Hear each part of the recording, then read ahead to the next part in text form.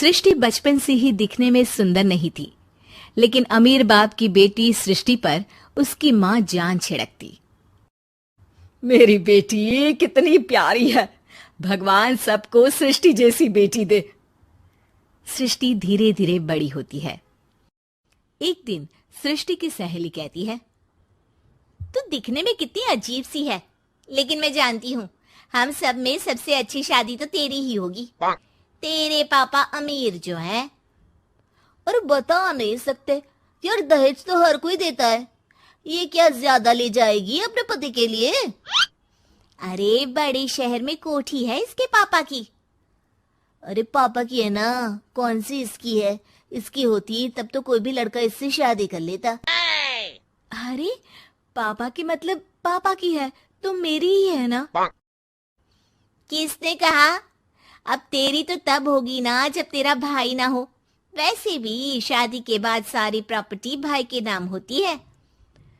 सृष्टि समझ जाती है कि उसे किसी भी हालत में माँ बाप की सारी प्रॉपर्टी को अपने नाम करना है, लेकिन कैसे? एक दिन सृष्टि का भाई शीनू कहता है, बहन क्या कर रही है? तुझसे एक बात करनी है। अरे हाँ हाँ करना, मैं तो तेरी बहन हूँ। बहन मेरी लाइफ में ना एक लड़की है, बहुत अच्छी है। मैं सोच रहा हूँ माँ और पापा से बात करूँ शादी के लिए। सृष्टि को समझ में आ जाता है कि भाई की शादी होते ही भाभी उसे एक दिन भी घर में बर्दाश्त नहीं करेगी। क्या बात है भाई, बताना कौन है वो? यार वो बहुत अच्छी लड़की है, पढ़ी लिखी है, मेरे साथ जॉब भी करती है। बस एक प्रॉब्लम है। प्रॉब्लम? क्या प्रॉब्लम है भाई? यार वो शादीशुदा है, लेकिन उसके पति ने उसे सिर्फ इसलिए छोड़ दिया क्योंकि उसके माँ बाप दहेज नहीं दे पाए। सृष्टि ये सुनकर न जाने क्यों खुश हो जाती है। अरे भाई तो क्या हुआ, लड़की तुझे तो पसंद है ना? शीनू को लगता है कि बहन उसे समझ रही है। वो इस बात से अनजान होता है कि उसकी बहन की मंशा पूरा घर हड़पने की है। सृष्टि अपनी माँ से कहती है, मम्मी मुझे तो बहुत चिंता है। पता है शीनू क्या कर रहा है? अरे क्या कर रहा है? वो तो काम पर जाता है और वापस घर आता है। नहीं ना माँ, वो यही तो नहीं कर रहा, बाकी सब कर रहा है। आपको पता है उससे प्यार है, और वो भी एक शादीशुदा लड़की से। ये क्या हो गया? मैं सोसाइटी में क्या मुंह दिखाऊंगी? अरे तेरे पापा तो यही कहेंगे कि मैंने ही उसे बिगाड़ दिया है। माँ देखो, मेरी बात मानो, पापा पर भी विश्वास करने की जरूरत नहीं है। अब आप ही बताओ, पापा इतनी देर घर के बाहर रहते हैं क्यों? बोलो। अरे बेटा वो तो नौकरी करते हैं ना। तू बहुत भोली है माँ। पापा का ऑफिस तो 7 बजे खत्म हो जाता है, लेकिन देखो कितनी देर से आते हैं। अरे नहीं नहीं बेटा, ऐसी कोई बात नहीं है। सृष्टि माँ को एक औरत से बात करते पिता की फोटो दिखाती है। देखो माँ कैसे हैं पापा। मैं ना कहती थी कि पापा सही नहीं है। मैं तेरे पापा से बात करूंगी, दे फोटो मुझे। ओ माँ, वो तो डिलीट हो गई। लेकिन चल, तूने तो देख लिया ना। पापा से बाद में बात कर लेना, और हाँ मेरा नाम बिल्कुल मत लेना। हाँ माँ। अब क्या था, सृष्टि के माँ और पिता के बीच झगड़ा होना शुरू हो जाता है। सृष्टि के मन में क्या चल रहा था कोई नहीं जानता था।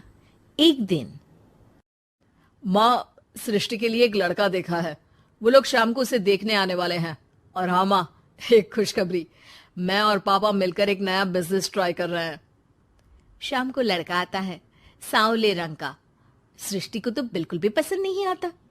लड़की की माँ कहती है, लड़की का चेहरा तो कोई खास नहीं, लेकिन अगर मेरे बेटे को आप लोग सेटल कर दें तो मैं उसकी शादी आपकी बेटी से करवा दूं। सृष्टि को लड़का बिल्कुल पसंद नहीं था। उसे भाई पर गुस्सा आ जाता है।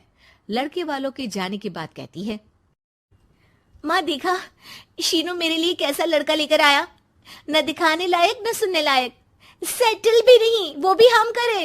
अरे माँ, मैं जानती हूँ ये मेरी शादी किसी भी घर में क्यों करवाना चाहता है। अरे कैसी बात कर रही है बहन, तूने तो देखा ना, लड़के को मैंने ही मना कर दिया तुझसे शादी के लिए।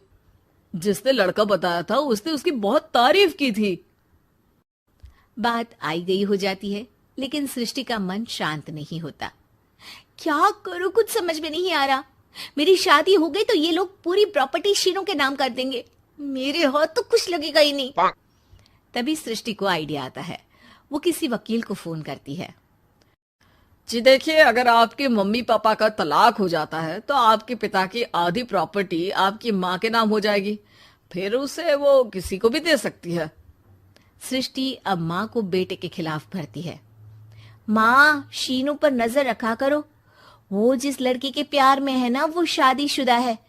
यहाँ आएगी, सारा पैसा रुपया जमीन जायदाद सब हड़प लेगी। पापा का भी हाल तुमसे छुपा नहीं है। ऐसा ना हो कि मैं और आप एक दिन सड़क पर भीख मांगे। हे भगवान, मैं तो जीते जी मर जाऊंगी अगर ऐसा हो गया तो। ऐसा हो गया नहीं माँ, ऐसा ही होगा। अभी समय है, आगे का सोच लो। मैं तो कहती हूँ पापा से आधी प्रॉपर्टी लेकर अलग हो जाओ। पापा की आधी प्रॉपर्टी भी हम लोगों को अगर मिल जाती है ना तो अगले 7 जन्म सफल समझो। बेचारी माँ बेटी के कहने पर पति से तलाक लेकर अलग हो जाती है। सृष्टि अब पैसों से गाड़ी और अपने दूसरे महंगे शौक पूरे करने लगी। उसके दोस्त भी उसके पैसे इस्तेमाल करते। सृष्टि, कल तुम कहाँ थी? मैं सारा दिन घर पर अकेली थी। तो मैं क्या करूं? मैंने ठेका तो नहीं लिया है ना तुम्हें संभालने का।